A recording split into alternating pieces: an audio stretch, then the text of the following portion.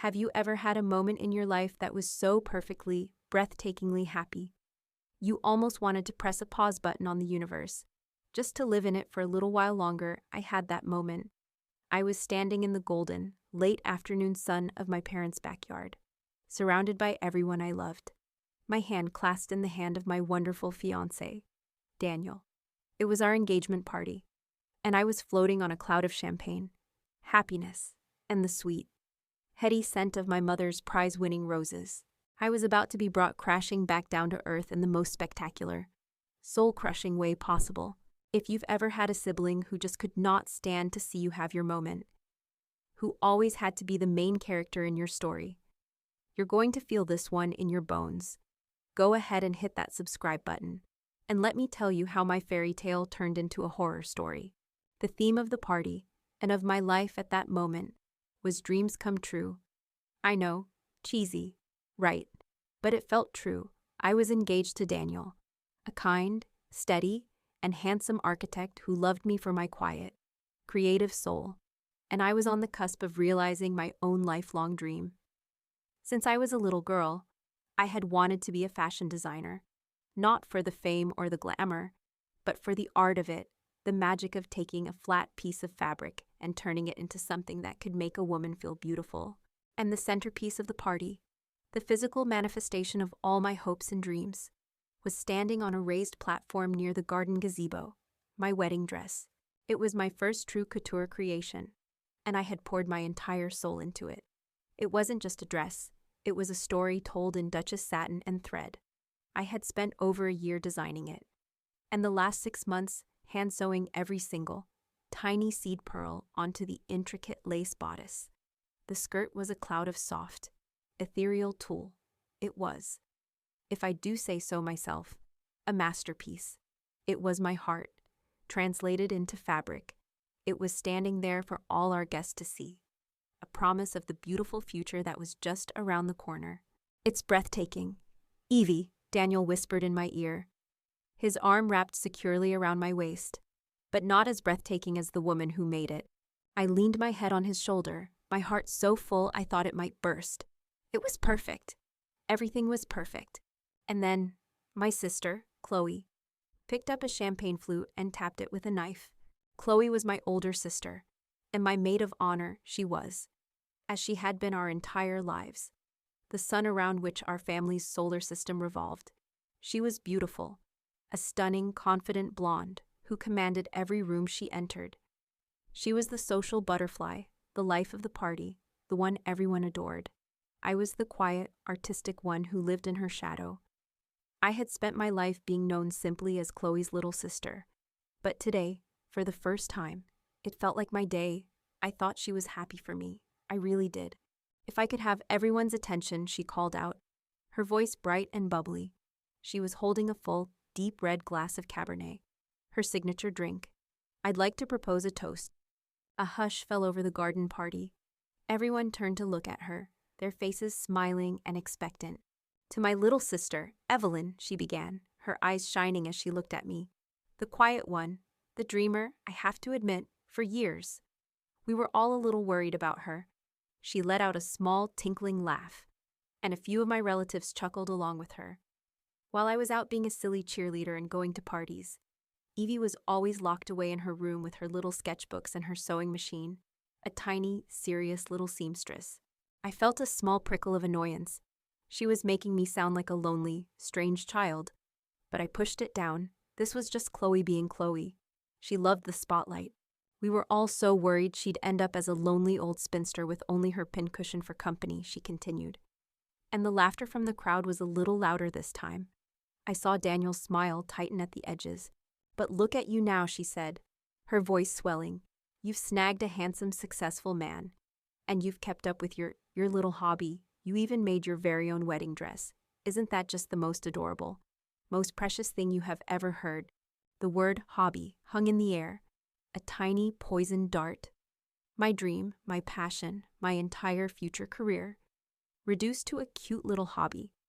It was the same word they had always used, the word that kept my talent safely contained in a box, ensuring it could never threaten her position as the family's star. "So I would like to toast," she declared, raising her glass high. "To my little sister, Evie, and her adorable hobbies. May you always have a needle and thread to keep you busy. To Evelyn and Daniel." To Evelyn and Daniel, the crowd echoed. I just stood there, the smile frozen on my face, a sick feeling beginning to uncoil in my stomach.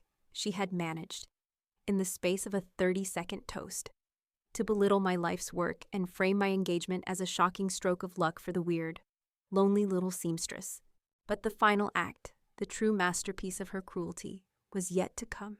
After the toast, as people began to applaud, Chloe started walking toward the platform where my dress was on display.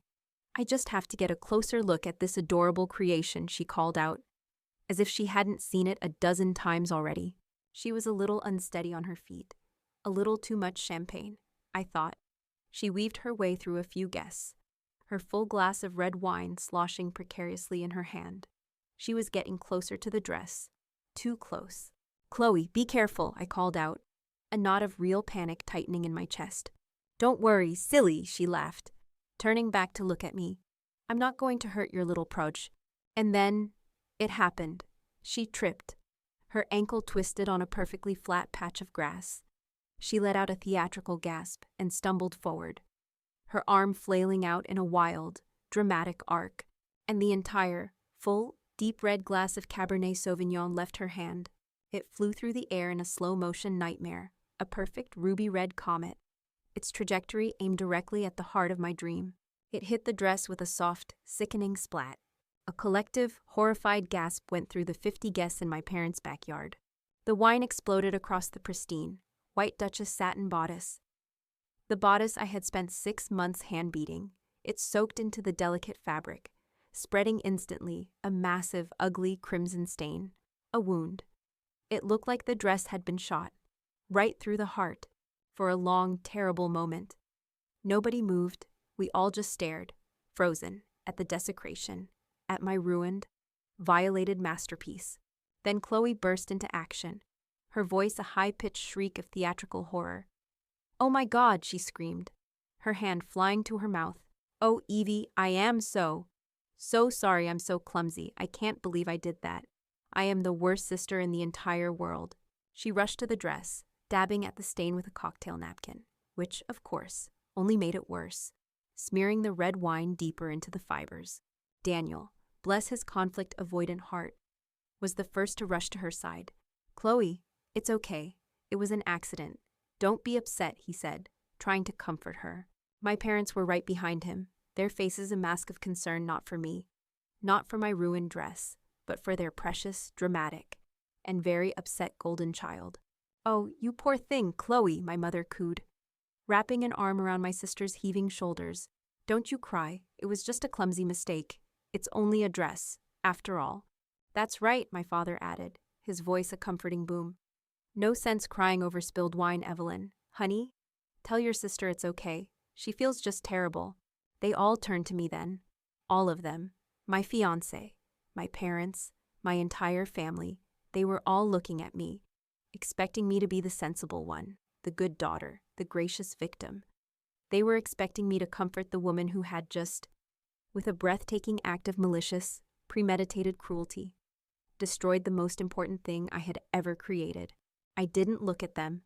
I could only look at the dress, at the gaping crimson wound that was bleeding all over my dream.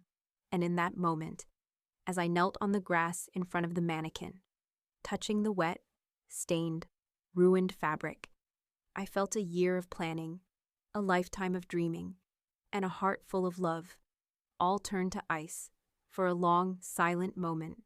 I just knelt there on the grass, the world narrowed to the sight of the crimson stains spreading like a living, breathing wound across the heart of my dress. The sounds of the party, the music, the laughter, the shocked whispers faded into a distant, underwater roar. My own heart was a dull, heavy thud in my ears. The dress was ruined. My moment was ruined.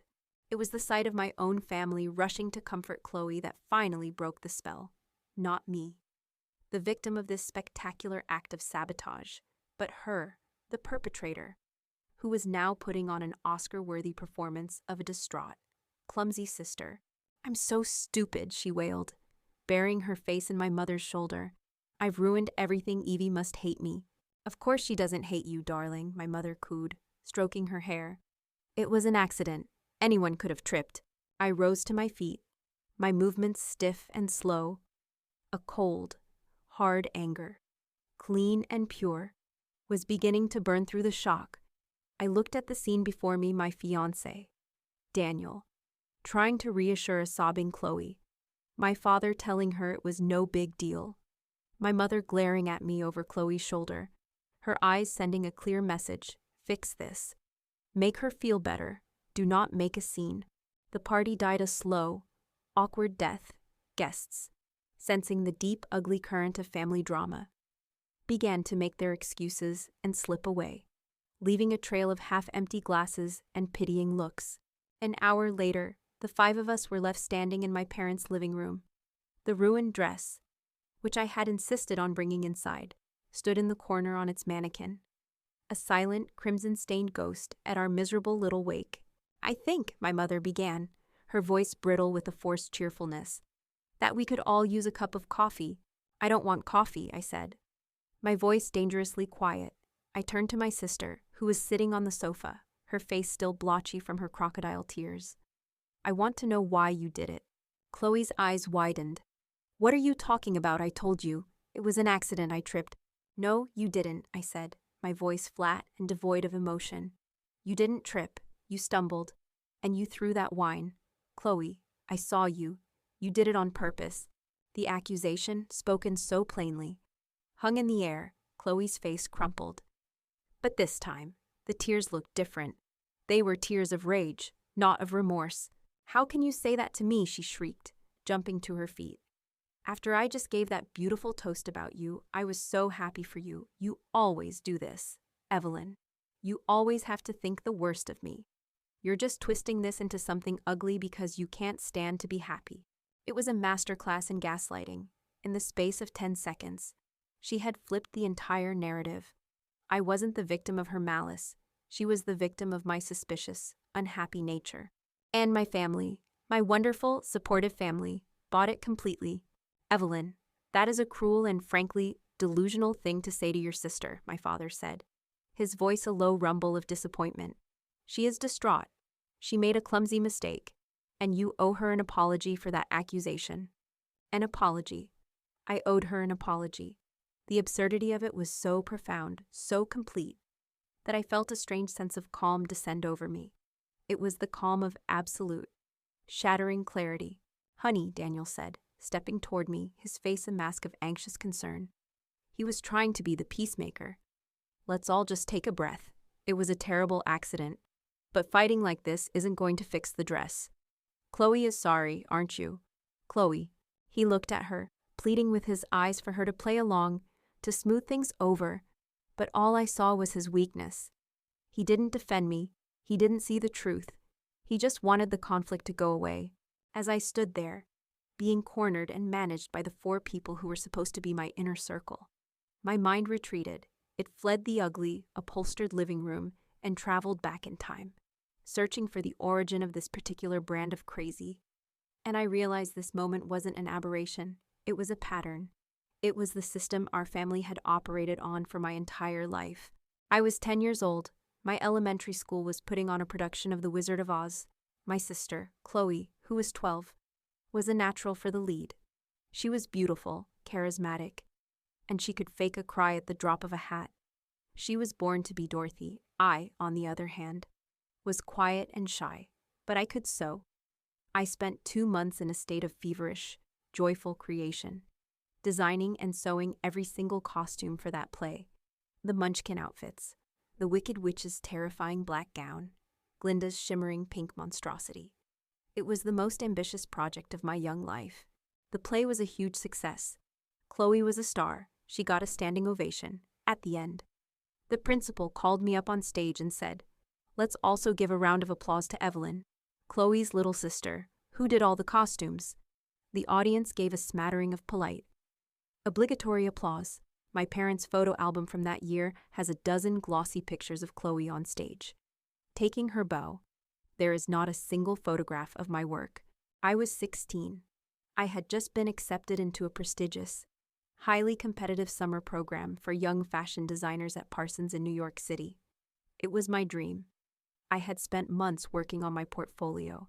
It was the first real validation of my talent I had ever received from the outside world.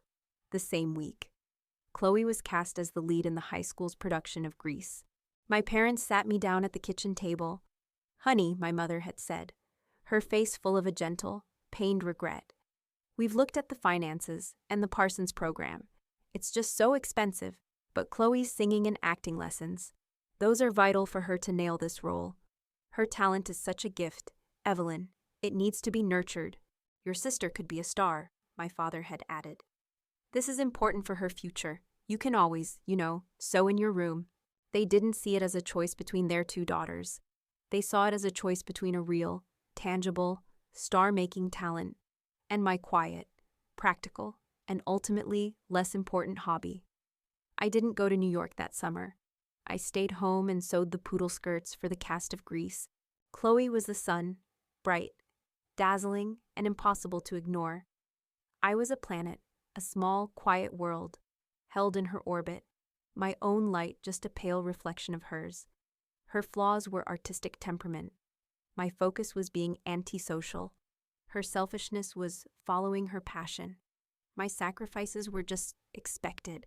And my dress, that beautiful, ruined dress, it was supposed to be my declaration of independence. It was my attempt to finally step out of her shadow and into my own light. It was my talent, my passion, my soul, made tangible. It was a moment so beautiful, so undeniable, so completely and totally mine, that I thought even they, my family, would have to see it. And that's why she had to destroy it. Her spilling that wine wasn't an act of clumsiness. It was a calculated act of war. It was a reassertion of her dominance. It was a powerful, public reminder to me, and to everyone else, of the natural order of our family's universe. She was the star, I was the seamstress, and I needed to be put back in my place. My mind snapped back to the present, to the living room, to the four faces staring at me, waiting for me to apologize, to smooth things over, to play my part. Daniel was still trying to pull me into a hug. "It's okay, baby," he was murmuring. "We can get the dress professionally cleaned. It'll be fine." He didn't get it. He was trying to fix the stain, but he couldn't see the disease.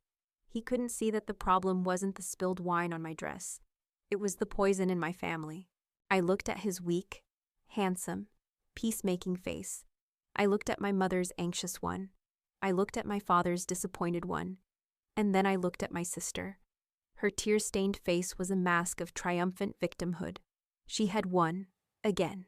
And in that moment, as I stood there surrounded by the people who were supposed to be my fiercest protectors, I realized, with a soul-crushing certainty, that I was utterly, completely, and totally alone. The drive home from my parents' house was a blur of streetlights and a profound, ringing silence. Daniel, my fiancé, kept trying to fill it. He talked about the dry cleaner his mother swore by, a place that could supposedly get any stain out of anything. He talked about how Chloe was just emotional and didn't mean it. He talked about how, once the wedding was over, this would all be a funny story we'd tell at parties. I just stared out the passenger window, his voice a meaningless drone. A funny story. He thought the public execution of my life's dream and the complete, systemic betrayal by my own family would one day be a funny story. When we got back to my small apartment, which also served as my design studio, he tried to pull me into a hug. "It's going to be okay, Evie," he murmured into my hair. I stepped back. Out of his embrace, the last thread of my fairy tale had just snapped. "No," I said, my voice empty of all emotion. "It's not." He came to my studio the next day. I hadn't slept. I had spent the night on my sofa, staring at the ruined dress, which I had brought home and placed back on its mannequin in the center of the room. It was a monument to my humiliation. Daniel arrived bearing coffee and a box of my favorite pastries, a peace offering. He looked tired and genuinely distressed. "Evie," he began, his voice soft. "I've been thinking. I spoke to your parents again this morning." "Of course you did," I said, my voice flat. "They're willing to pay to have the dress remade," he said. as if this were a grand concession. They'll hire any designer you want. And Chloe? Chloe is a wreck. Your mom says she hasn't stopped crying. I looked at him, and for the first time, I saw him clearly. I saw not the kind, steady man I thought I loved, but a weak man, a man whose primary motivation was not my happiness, but the absence of conflict, a peacekeeper, and in a war zone. A peacekeeper is the most dangerous person of all, because he will always ask the victim to negotiate with the terrorist. The problem isn't the stain. Daniel, I said, my voice still quiet, still dead. I can make another dress. The problem is that you stood there and you watched my sister systematically destroy me. You watched her mock me, belittle my life's work, and then physically destroy it. And your first instinct was to run over and comfort her. I was just trying to stop a fight, he said, his voice rising in frustration. They're your family. What was I supposed to do? You were supposed to defend me, I whispered. And the truth of that statement was a fresh, sharp pain. You were supposed to stand with me. You were supposed to be my partner, but you're not. You're just another person who expects me to swallow my pain to make my sister feel better. I looked at the beautiful, antique diamond ring on my finger, a family heirloom, his grandmother's. It suddenly felt heavy, like a shackle. I can't marry a man who would ask me to apologize to the person who just stabbed me in the back, I said. I need a partner, Daniel, not another peacekeeper. Slowly, my fingers trembling, I pulled the ring from my finger and held it out to him. The look on his face was one of pure, wounded shock. Evie, no, he pleaded. Don't do this. It was one stupid, drunken mistake. Don't throw away everything we have because of it. She didn't throw away a dress. Daniel, I said. She threw away my trust, my heart, and my family just watched her do it. And so did you. He didn't take the ring. He just stared at me, then at the ring, then back at me, his face crumbling. I love you, he whispered. I know, I said, and a single, hot tear finally escaped and traced a path down my cheek. And that is the most tragic part of all. He finally left, leaving the ring on the coffee table. The door clicked shut behind him, and in the profound, absolute silence that followed, the full weight of my losses crashed down on me. My fiancé, my family, my dream, all of it. Gone. I don't know how long I sat there. Hours, maybe a day. The world outside my studio window ceased to exist. My universe had shrunk to the four walls of that room, and the silent, stained ghost in the center of it, at some point, in the dim, gray light of the second day, a new feeling began to stir beneath the thick, suffocating blanket of my grief. It was anger, a cold, hard, and deeply clarifying anger. I stood up and walked to my supply cabinet. I took out the heaviest, sharpest pair of fabric shears I owned. I was going to destroy it. I was going to cut that dress into 1,000 tiny, unrecognizable pieces. I was going to burn the scraps. I was going to obliterate the last, painful symbol of my humiliation. I stood in front of the mannequin, the heavy steel of the shears cold in my hand. I raised them to the bodice, to the very heart of the crimson stain. My hands were shaking. I was ready to make the first cut. But then I stopped. I looked, really looked, at the stain, my designer's eye, the analytical, artistic part of my brain that had been dormant for days, began to wake up. I saw not just a mess, but a pattern, a chaotic, beautiful, and brutally honest pattern. It was a splash of violent, passionate color on a backdrop of pristine, controlled white. It was asymmetrical, it was organic, it was flawed, and it was, in its own way, far more interesting, far more real than the perfect, flawless dress had ever been. My family thought my quiet, meticulous work was my weakness. They thought my passion was a cute little hobby. My sister had tried to destroy me by defiling my creation, by staining my perfection with her chaotic cruelty. And in that moment, a new, wild, and terrifying idea began to form in my mind. An idea so audacious it made my heart start to beat again.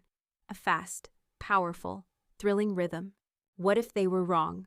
What if the stain wasn't the end of the story? What if it was the beginning? What if my humiliation wasn't a weakness, but an inspiration? I put the shears down, I walked over to my drafting table, which was buried under sympathetic flower arrangements from friends. I swept them all onto the floor. I pulled out a fresh sheet of paper, my hands moving with a new, urgent purpose. I picked up a charcoal pencil, and I began to sketch. The first drawings were angry, jagged, and chaotic. But then, a new language began to emerge. I wasn't just copying the stain, I was interpreting it. I was exploring its shape, its energy. I drew a skirt with a cascading ruffle that mimicked the splash of the wine. I designed a bodice with a pattern of beading that followed the jagged, bleeding edge of the stain. I was taking the ugliest, most humiliating moment of my life, and I was turning it into art. The grief, the pain, the rage, it was all still there. But now it had a purpose. It was fuel. It was being channeled, focused, and transformed into something new, something powerful, something beautiful. For the next week, I worked in a fever dream. I didn't answer my phone. I didn't check my email. I just worked. I sketched. I draped fabric.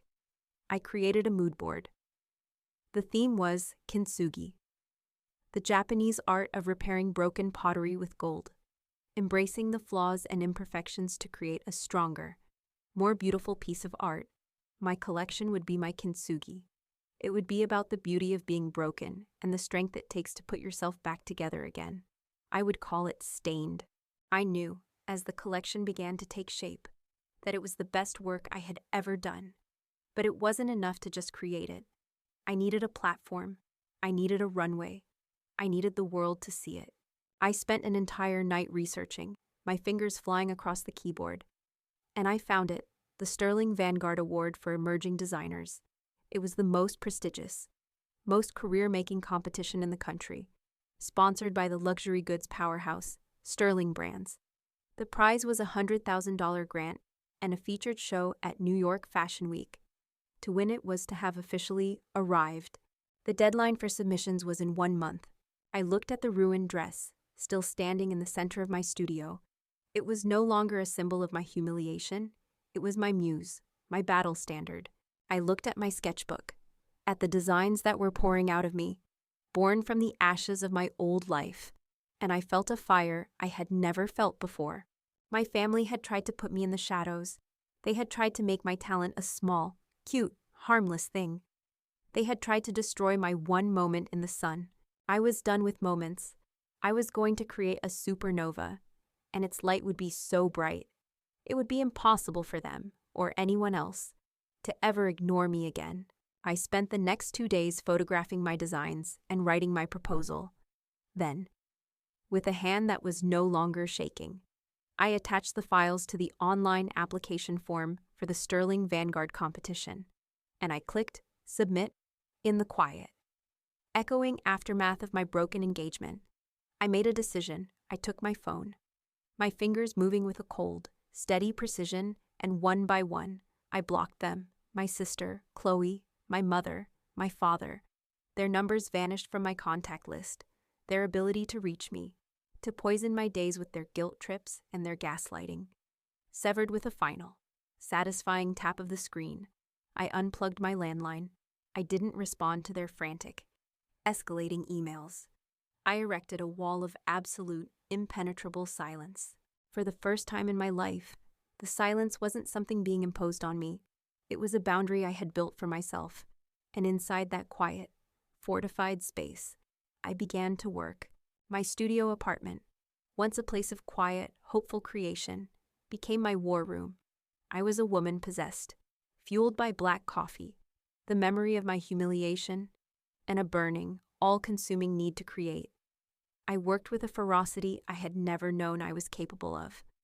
The sun would rise and set outside my large studio windows, and I would barely notice. Sleep was a necessary inconvenience. Food was fuel. My entire world shrank to the universe I was creating within those 4 walls. The ruined dress was my constant companion. I kept it on the mannequin in the center of the room, not as a symbol of my pain, but as my muse, my battle standard. Every time my energy flagged, every time a flicker of doubt crept in, I would look at that ugly, beautiful crimson stain, and the fire in my belly would roar back to life. I was taking the ugliest moment of my life and I was forcing it to become the most beautiful thing I had ever made. The collection, which I had officially named Stained, began to take shape. It was my autobiography, written in fabric and thread. I took the deep, bloody, unforgiving red of the Cabernet, and I made it my signature color. The chaotic, violent splash of the stain became a recurring motif.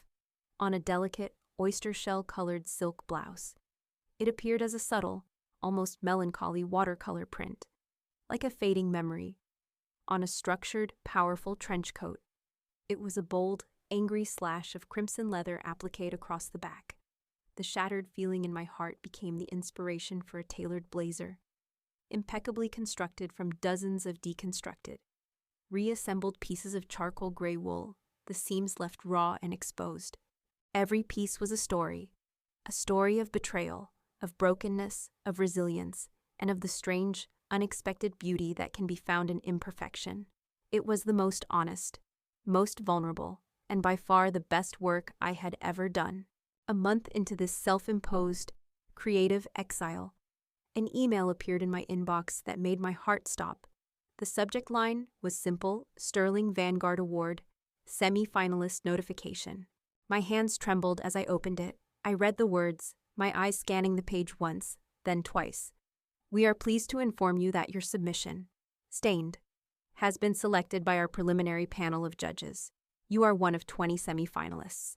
I let out a sound that was halfway between a sob and a shout of triumph. I had made it. Someone, a panel of anonymous, influential industry experts, had looked at the designs born from my humiliation, and they had seen not just a cute hobby, but real, undeniable talent. It was the first, glorious drop of rain in a very long drought of validation. The email went on to explain the next steps. I had to create runway-ready prototypes of the 5 key looks for my collection. I had 2 months. It was an impossible timeline. It was perfect. The news lit a new, even more intense fire under me. The work became my entire world. I bought bolts of the finest silks, the softest wools, the most supple leathers. My studio was a chaotic landscape of fabric scraps, pattern paper, and half-finished garments on dress forms. It was a beautiful, glorious mess. I was not just a designer anymore. I was a creator, a builder, an architect of my own resurrection. It was during a rare break, late one night about a month later, that I made the mistake of scrolling through social media. I was exhausted, my eyes burning from staring at a sewing machine for 12 straight hours. I just wanted a moment of mindless distraction. I hadn't spoken to a single member of my family since the engagement party. The silence had been total, but I was still, foolishly, connected to a few distant cousins online. And it was on my second cousin's page that I saw it. It was a photo of my sister, Chloe. She was at some lavish-looking party, a glass of champagne in her hand, her smile dazzling and triumphant. On her left hand, a diamond the size of a small planet glittered on her ring finger. She was standing next to a man. He was handsome in a generic, wealthy-looking way, with perfect hair and a well-tailored suit. He had his arm around her, a look of smug possession on his face. The caption, written by my cousin, read, "So incredibly thrilled for my beautiful cousin Chloe and her amazing fiancé, Julian Sterling. They are the absolute perfect couple. So much love for you both. Engaged, our power couple, Batter, Sterling." I dropped my phone. It clattered to the floor, the screen cracking, but I didn't notice.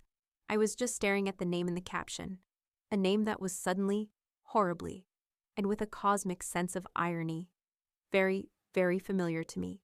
Julian Sterling, of Sterling Brands, the company, the family, the dynasty that sponsored the very design competition that had become my entire reason for being. The room began to spin. It couldn't be. It was too perfect, too cruel, too much of a coincidence. I scrambled to pick up my phone, my hands shaking. I did a quick search. Julian Sterling, son of Marcus Sterling, CEO of Sterling Brands. There he was, the handsome, generic face from the photo, smiling out from the pages of business journals and society blogs. For a moment, I couldn't breathe. Then, I began to laugh. It was a wild, unhinged, and slightly hysterical sound. It was the laugh of a person who has just been told the cruelest, most absurd joke in the entire universe.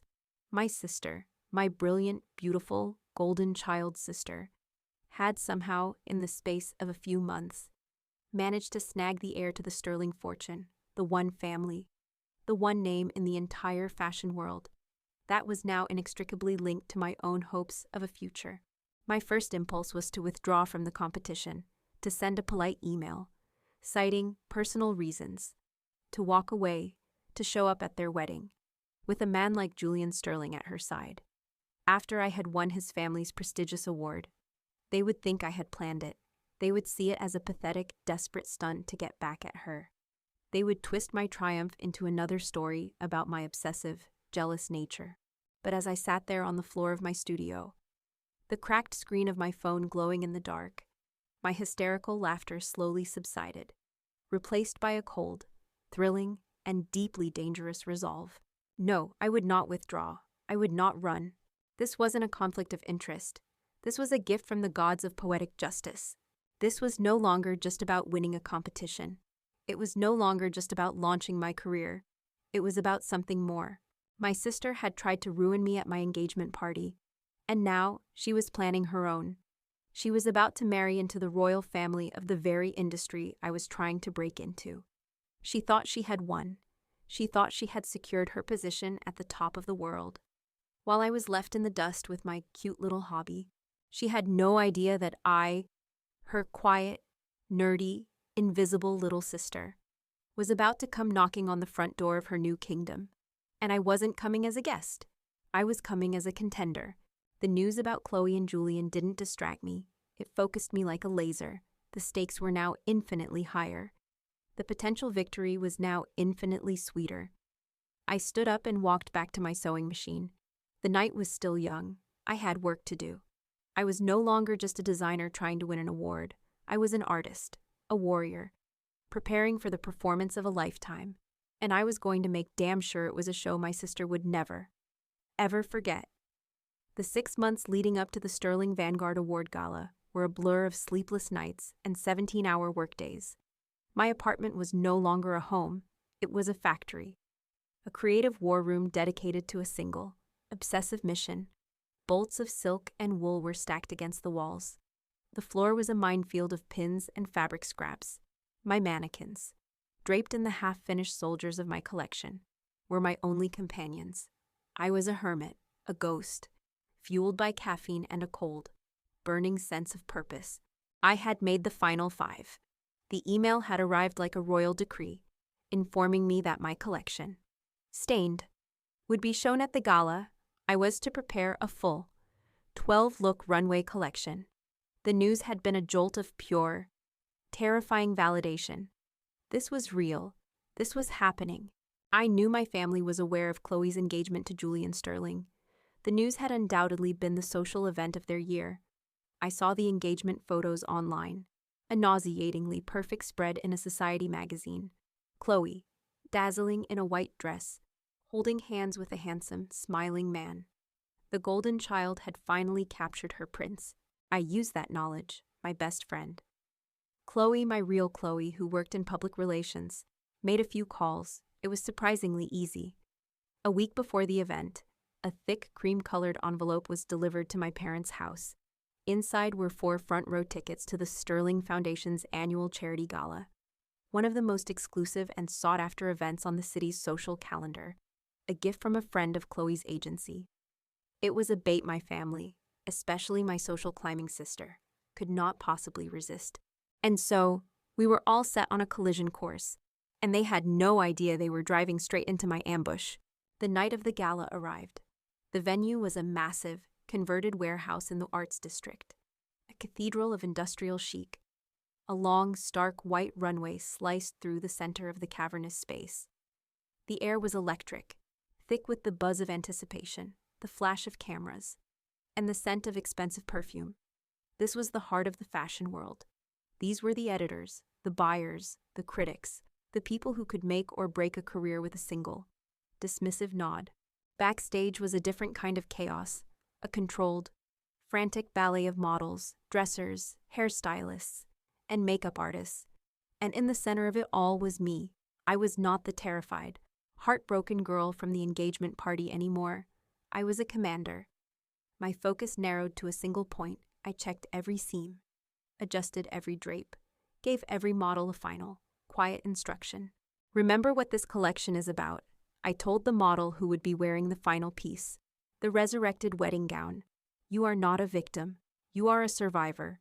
Walk like a queen who has just won her own war. Through a small monitor backstage, I could watch the guests taking their seats. And then I saw them. My family. They were a vision of smug, self-satisfied success. My father, in his best tuxedo, looking proud and important. My mother, dripping with diamonds, her eyes scanning the room for anyone important to talk to. And Chloe, she was breathtaking, of course. She wore a shimmering, backless copper gown, and she was clinging to the arm of her handsome fiancé, Julian Sterling. She looked like she owned the room. In a way, she felt she did. This was her new world, her new family's event. She was the princess of the fashion world, and I, in her mind, was still the sad little seamstress locked away in her room.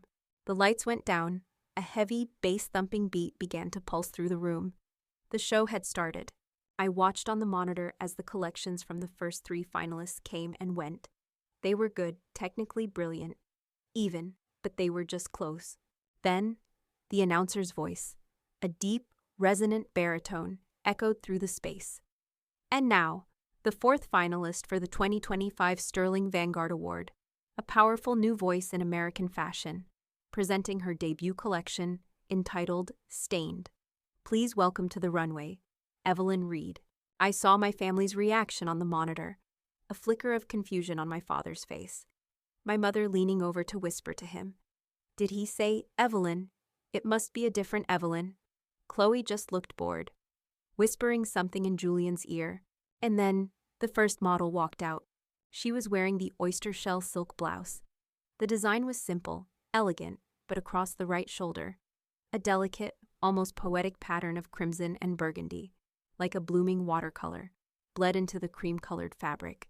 The room was silent, watching, but I was only watching the 4 faces in the front row. I saw my mother's hand go still. I saw my father lean forward slightly, his eyes narrowing. The next model came out.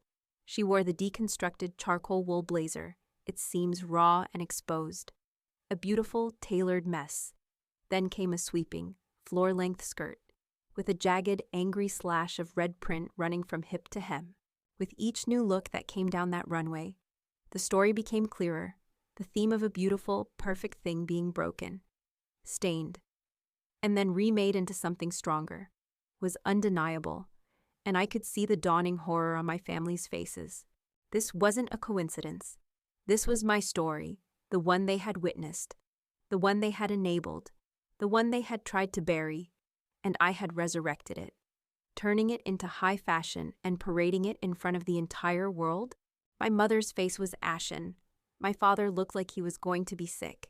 He was staring at the clothes, and I knew he was remembering his daughter, kneeling on the grass, her face a mask of silent devastation.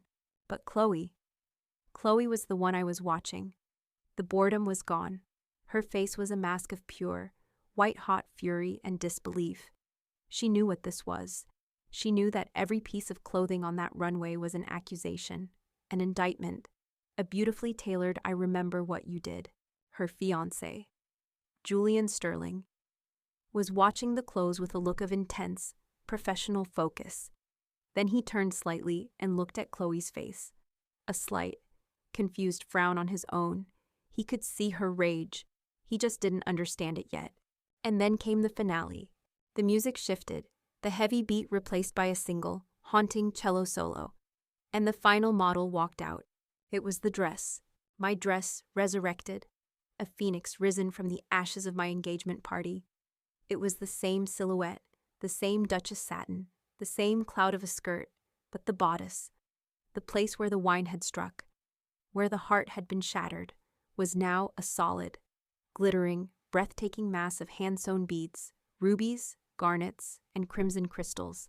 They sparkled like fresh blood under the hot runway lights, a spectacular, beautiful wound.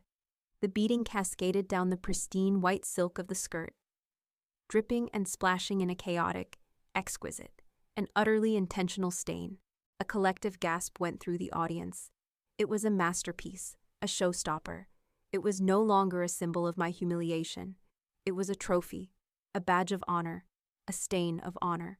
The model reached the end of the runway and stopped, the beaded stain glittering like 1,000 tiny shards of a broken heart, remade into a shield. The entire fashion world was staring at a perfect, beautiful metaphor for what my sister had done to me. I watched Chloe's face on the monitor. The rage had been replaced by a look of pure, animal terror. She looked at the dress. She looked at the powerful, influential family of the man she was about to marry, who were sitting right next to her. She looked at her fiancé, Julian, and I knew, in that moment, that she understood. I hadn't just used my pain to create art. I had used her cruelty. I had taken the ugliest thing she had ever done, and I had made it the foundation of my greatest triumph. And I had done it on her new family stage, in front of the whole world, tying her forever to the story of the beautiful thing she had tried, and so spectacularly failed, to destroy. Her perfect, curated life was about to be forever linked to my stain. The haunting, solitary notes of the cello faded into silence. The final model, a warrior queen in her blood-stained armor of a wedding gown, stood poised at the end of the runway for a single, eternal heartbeat. The entire, cavernous room was held in a state of suspended, breathless silence. It was the quiet of a collective gasp, the hush of a room full of jaded, seen-it-all fashion insiders who had just witnessed something new, something raw, and something real. And then the applause began. It wasn't the polite, rhythmic clapping of a respectful audience. It was a roar, an explosion of sound that seemed to shake the very foundations of the building. It was a visceral, emotional, an overwhelming wave of approval. The flashbulbs of the photographers at the end of the runway erupted into a frantic, blinding strobe, a desperate attempt to capture the lightning I had just put in a bottle. I saw people rising to their feet first, the critics in the front row, then the buyers, then the entire, packed house. The announcer's voice, now full of a new, genuine excitement, boomed through the speakers. The Stained Collection, by the winner of the 2025 Sterling Vanguard Award, Evelyn Reed. That was my cue. Backstage, my small team of dressers and interns was hugging me, tears in their eyes. But my mind was calm. This was the final act. I took a deep breath and stepped out from behind the curtain, into the hot, bright, and impossibly brilliant light. I walked out onto the runway, my simple black dress a stark contrast to the emotional, vibrant collection I had just shown. I was the quiet, still center of the hurricane I had created. The applause grew louder as I walked, a physical force that seemed to lift me up. I saw the faces in the crowd, the looks of awe, of respect, of admiration. I saw the most powerful editors in the industry, people whose opinions could make or break careers, on their feet, clapping for me. And then my eyes found the front row. I found my family. They were trapped in the glare of my new, blinding success. My father was clapping, a stiff, robotic motion, his face a pale, confused mask. My mother was clapping, too, a frantic, desperate smile plastered on her face, the perfect image of a proud mother, a role she was now forced to play. And I looked at my sister, Chloe. She was on her feet, because her fiancé, Julian, was on his... He was applauding with a look of genuine, unadulterated admiration on his face, a man who had just witnessed the birth of a major new talent. And Chloe was standing beside him, her hands coming together in a slow, dead, mechanical clap. Her face was a ruin. The beautiful, confident, triumphant mask had been utterly incinerated. All that was left was the pale, terrified, and deeply, deeply humiliated woman beneath. Her eyes were locked on mine, and in them, I saw it all, the rage, the jealousy, and for the first time in her life, the unmistakable, bitter taste of her own defeat. I had not said a single word to her. I hadn't had to. My work had done all the talking for me. I had taken the ugliest secret between us, the cruelest thing she had ever done, and I had turned it into my masterpiece. I had forced her to sit in the front row, next to the powerful man she was so desperate to impress. And I had made her applaud her own indictment. I reached the end of the runway. I stopped. I looked at her for a long, final moment, a lifetime of being in her shadow, of being the lesser, quieter one, was reversed in that one, silent, unbroken gaze. And then, I turned to the rest of the world, and I took my bow. The roar of the crowd was the only sound I heard as I walked backstage, leaving my family to drown in the beautiful, terrible truth of what I had just done. The aftermath was a whirlwind. I was mobbed. A woman with a sharp, iconic bob and dark sunglasses, the most powerful fashion critic in the world, grabbed my arm. "Young lady," she said, her voice a crisp, authoritative thing. That wasn't a fashion collection. That was a declaration of war. And it was absolutely magnificent.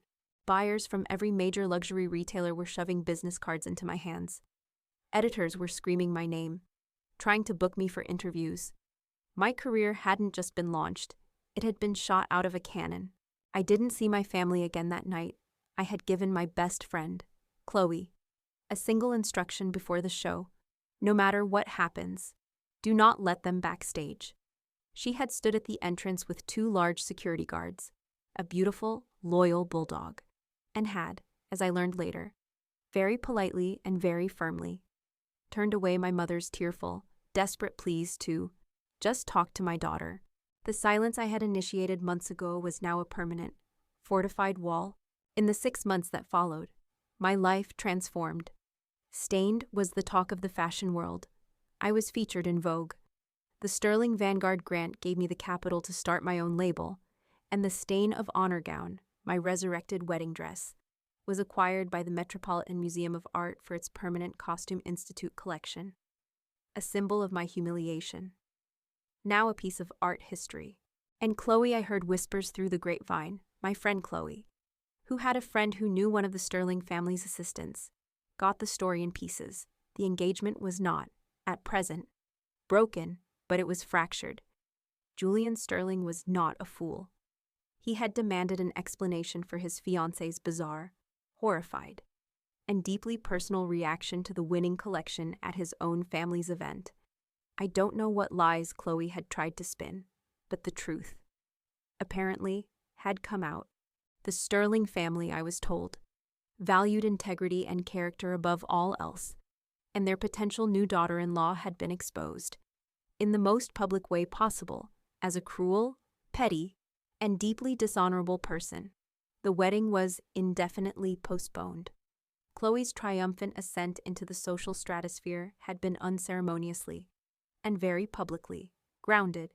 She had gotten her prince, but she had shown him her true, ugly heart, and now she was living in a gilded cage of his family's quiet, icy disapproval. She was trapped.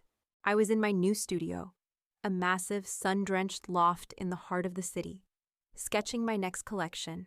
The anger, the pain, the need for revenge, it was all gone. It had all been poured into my work, and it had been transformed, exorcised. I thought about the title of this story. I made her regret it in the worst way. The worst way hadn't been to scream at her or to out her to her fiancé in private. The worst way was to succeed, so spectacularly, on the foundation of her own cruelty. Her punishment was not a single, dramatic event, but a permanent, lingering condition.